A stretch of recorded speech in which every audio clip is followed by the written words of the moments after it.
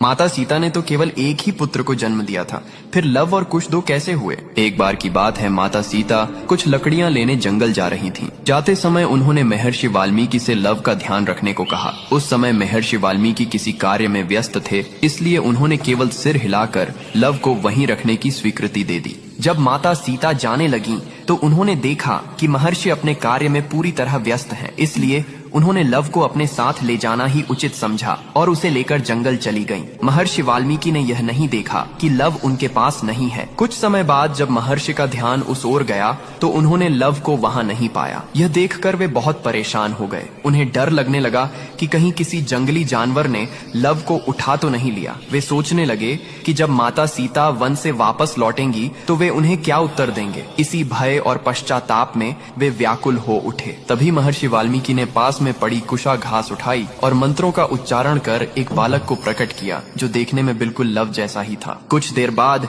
जब माता सीता वन से लौट कर आईं, तो महर्षि ने देखा कि उनके हाथ में लव पहले से ही मौजूद है। यह देखकर वे आश्चर्यचकित रह गए, लेकिन माता सीता उस दूसरे बालक को देखकर अत्यंत प्रसन्न हुई, क्योंकि वह बालक कुशा से उत्पन्न हुआ था, इसलिए उसका नाम कुश रखा गया। कमेंट में जय श्री राम अवश्य लिखें।